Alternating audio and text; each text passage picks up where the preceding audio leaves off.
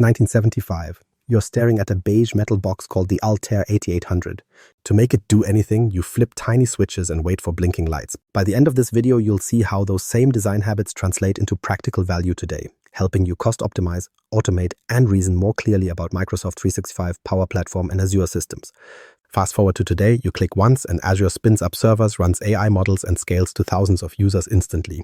The leap looks huge, but the connective tissue is the same. Resource sharing, programmable access, and network power. These are the ideas that shaped then, drive now, and set up what comes next. The box with switches. So let's start with that first box of switches, the Altair 8800, because it shows us exactly how raw computing once felt. What could you actually do with only a sliver of memory and a row of toggle switches?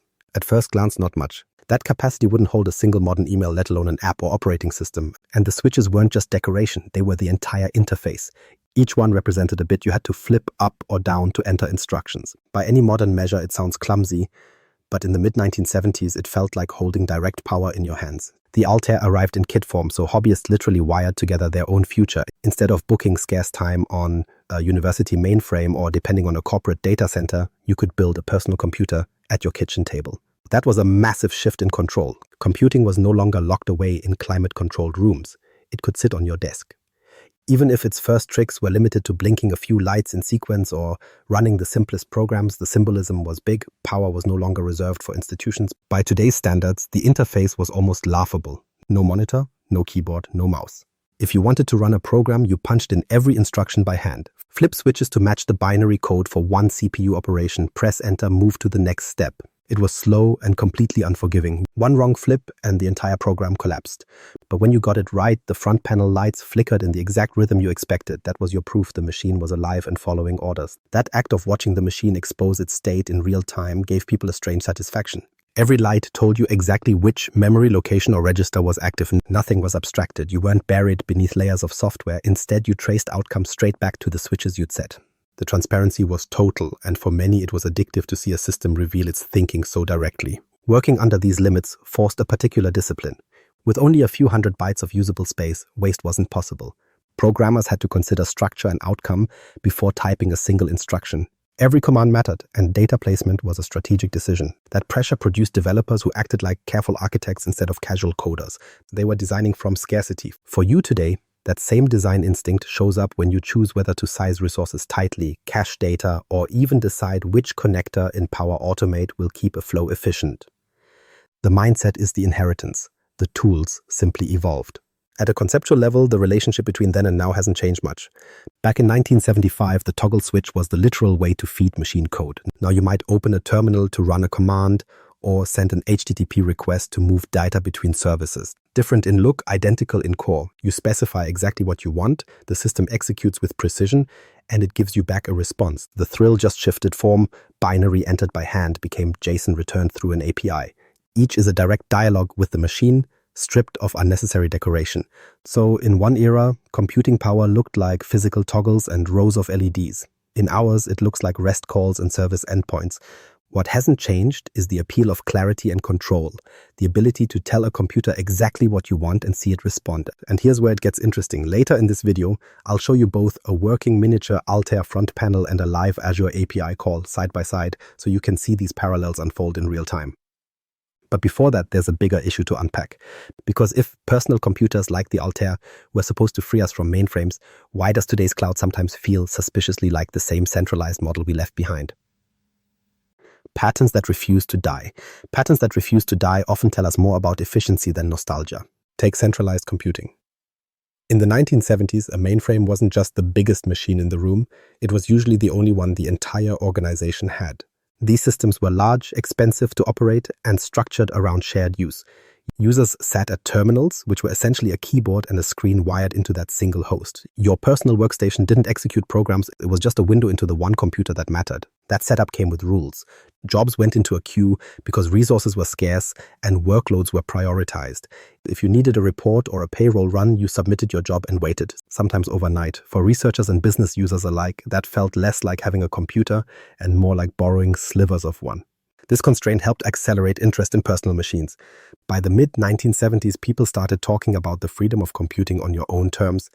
The personal computer buzz didn't entirely emerge out of frustration with mainframes, but the sense of independence was central. Having something on your desk meant you could tinker immediately without waiting for an operator to approve your batch job or a printer to spit out results hours later.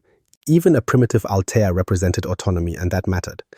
The irony is that half a century later, centralization isn't gone. It came back, simply dressed in new layers. When you deploy a service in Azure today, you click once and the platform decides where to place that workload. It may allocate capacity across dozens of machines you'll never see, spread across data centers on the other side of the world. The orchestration feels invisible, but the pattern echoes the mainframe era.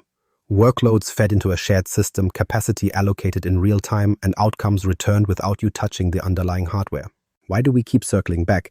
It's not nostalgia, it's economics. Running computing power as a shared pool has always been cheaper and more adaptable than everyone buying and maintaining their own hardware. In the 1970s, few organizations could justify multiple mainframes, so they bought one and shared it. In today's world, very few companies want to staff teams to wire racks of servers, track cooling systems, and stay ahead of hardware depreciation. Instead, Azure offers pay-as-you-go global scale. For the day-to-day professional, this changes how success is measured. A product manager or IT pro isn't judged on how many servers stay online. They're judged on how efficiently they use capacity.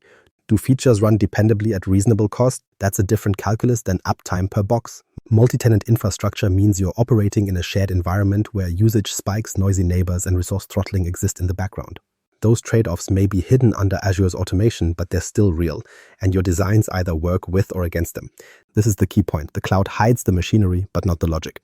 Shared pools, contention, and scheduling didn't vanish. They've just become transparent to the end user. Behind a function call or resource deployment are systems deciding where your workload lands, how it lives alongside another tenant's workload, and how power and storage are balanced.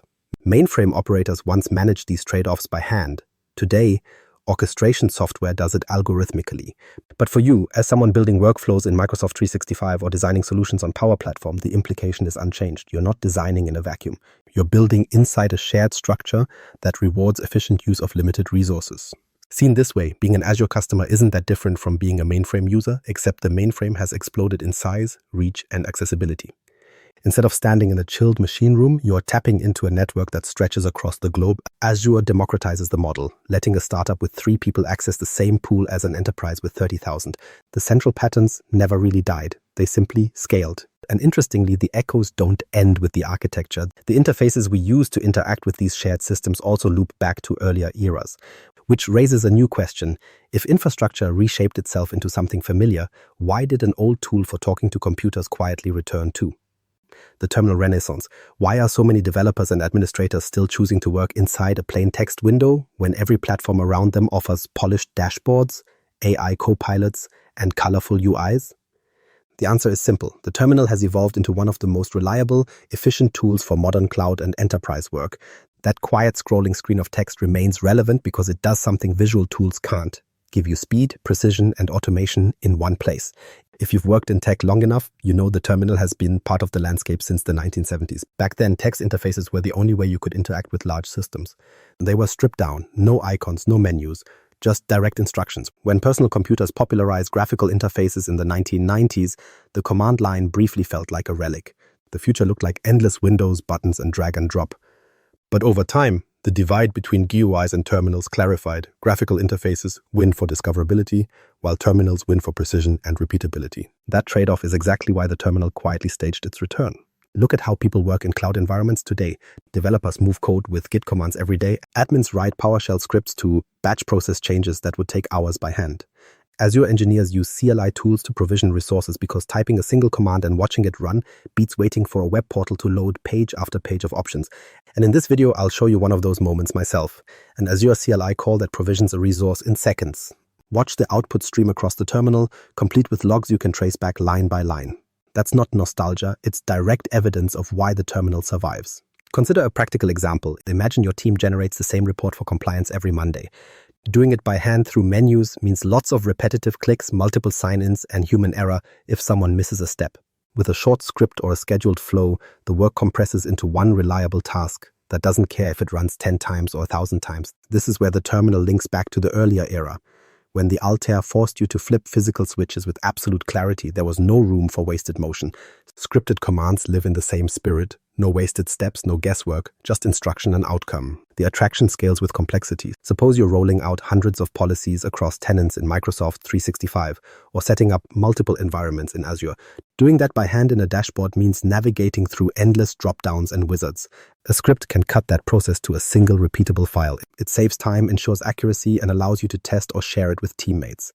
A screenshot of a mouse click isn't transferable, a script is. This transparency is why text wins when accountability matters. Error logs in a terminal tell you exactly what failed and why, while graphical tools often reduce failures to vague pop-ups. What also makes the terminal effective is its role in collaboration. In large-scale cloud environments, one person's workflow quickly becomes a template for the entire team.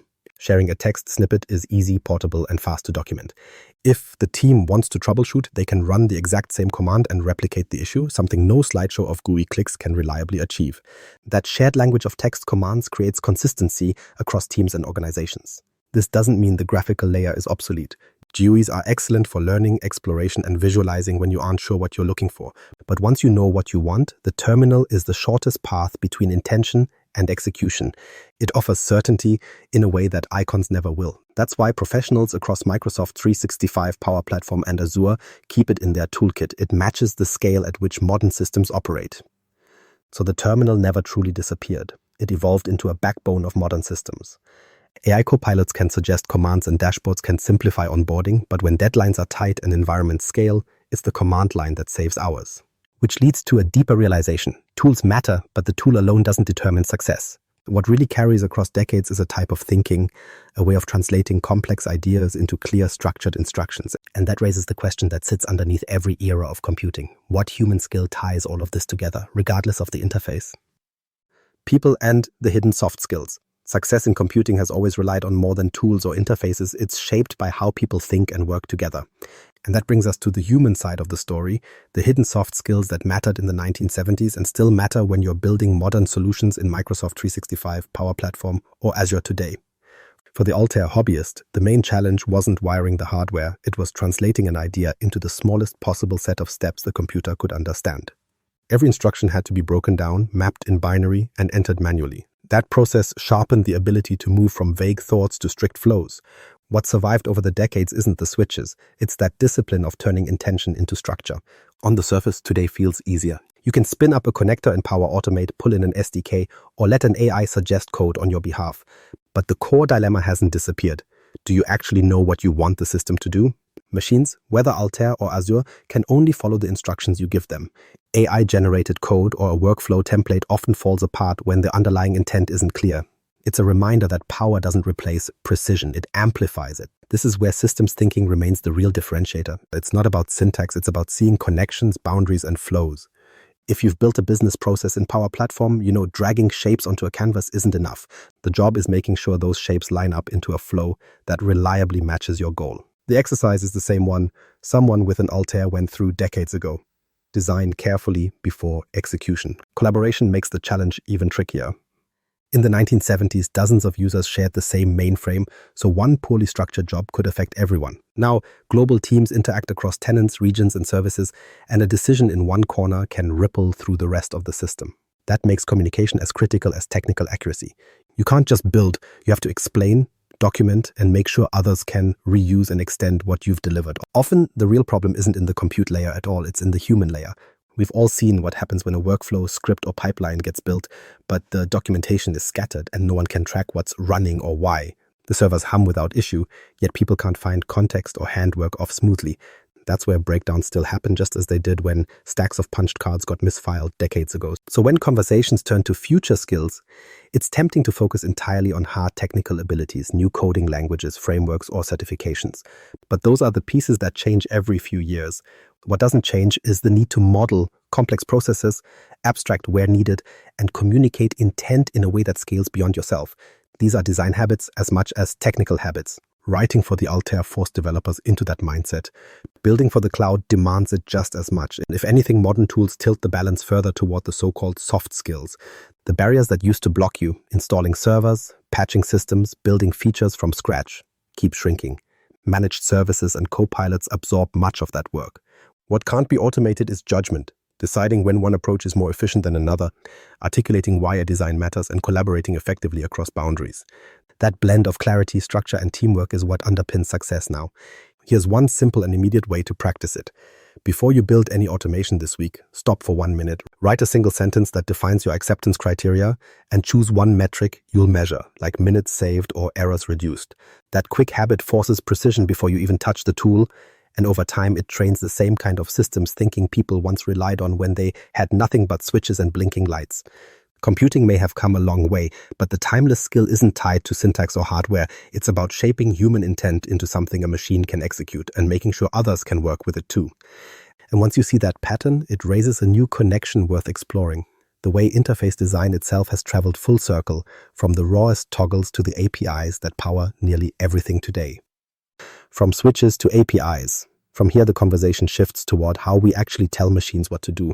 That trail runs straight from rows of physical switches in the 1970s to the APIs driving today's cloud platforms. At first glance, those two realities couldn't feel more different.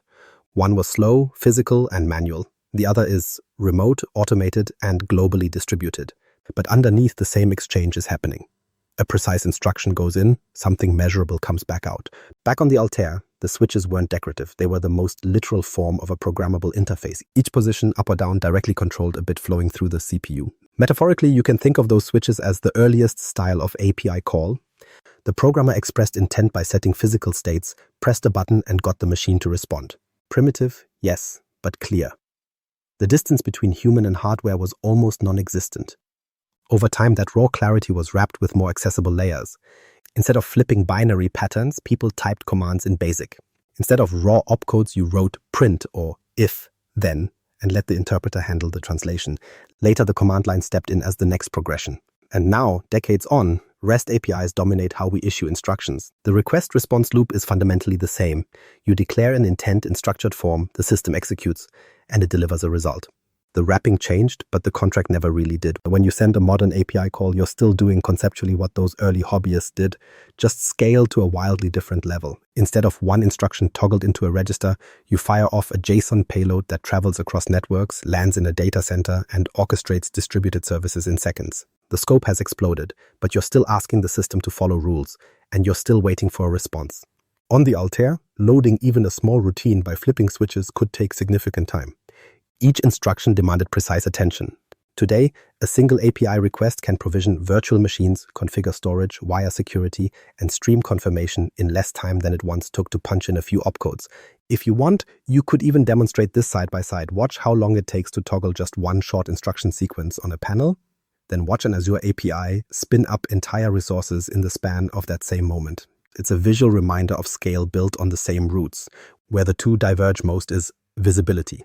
The Altair was transparent. You could literally watch every state change across its blinking lights. Modern APIs conceal that in a rhythm. Instead of lights, you're left with logs, traces, and structured error messages. That's all you get to stitch together what happened. More muscle at scale, less real-time feedback of what's happening under the covers. That trade-off is worth noting because it changes how you design practical workflows. For anyone working in Microsoft 365 or Power Platform, this isn't abstract theory. Each time a flow moves an email into OneDrive, or a form submission enters SharePoint, or Microsoft Graph queries user data, it's all powered by APIs. You might never see them directly if you're sticking with connectors and templates, but the underlying pattern is the same. A neatly scoped request sent to a service and a structured response coming back. That's why it helps to make observability part of your working habits. When you call an API for an automated workflow, plan for logging and error handling just as carefully as you plan the logic. Capture enough structured information that you can map outcomes back to original intent. That way, if something fails, you aren't guessing, you've got a trail of evidence. This habit mirrors what operators once got from the glow of output lights, just in a form designed for today's systems. Direct control hasn't vanished, it's been lifted into a higher plane.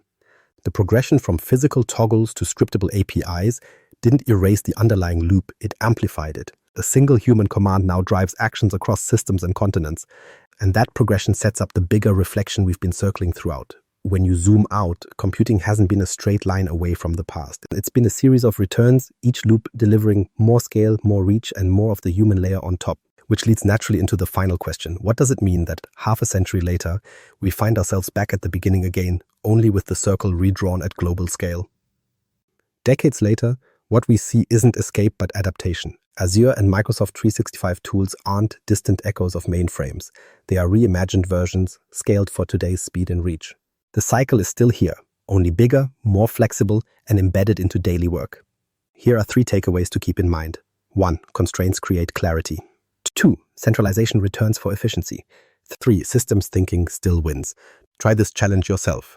Convert one repetitive manual task into an automated API call or Power Automate flow this week, and note what design choices mattered. If this reframed how you think about cloud architecture, like and subscribe, and in the comments, share one legacy habit you still rely on today.